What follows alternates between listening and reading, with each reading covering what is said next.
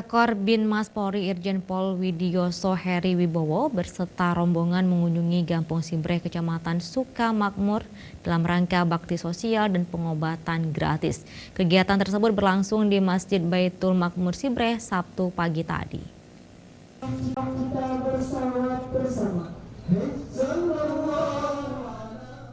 Kehadiran Kakor Binmas Mabes Polri, Irjen Pol Widioso Heri Wibowo dalam kegiatan bakti sosial kemanusiaan Satgas Nusantara dalam Cipta Kondisi Pemilu 2019 yang aman dan sejuk yang berlangsung di Komplek Masjid Jami Kecamatan Sukamakmur Aceh Besar tersebut disambut langsung oleh Kapolres dan Forum Komunikasi Pimpinan Daerah Aceh Besar.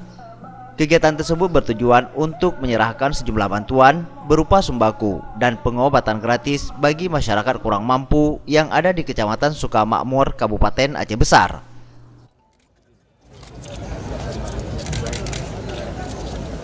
Izin Bang, satu.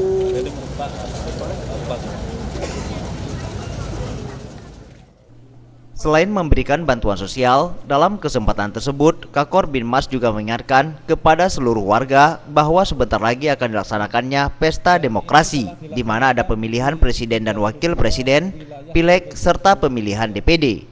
Dan ia mengajak seluruh masyarakat untuk dapat menggunakan hak suaranya dalam memilih pemimpin 5 tahun mendatang secara benar dan tidak golput.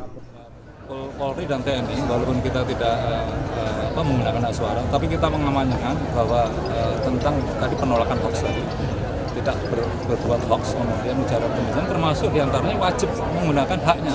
Karena tanggal 17 itu kalau warga masyarakat kemudian malah liburan, kemudian ada yang ke luar kota, bahkan ke luar negeri, dengan informasi yang mungkin hoax tadi dianggap tidak aman, kemudian dia kemana-mana, ini kualitas pilpres atau pileg itu tidak akan berkualitas, pasti, karena akan mengurangi suara dan mungkin swing voternya juga tidak akan berpengaruh banyak terhadap paslon atau mungkin pasangan-pasangan tertentu.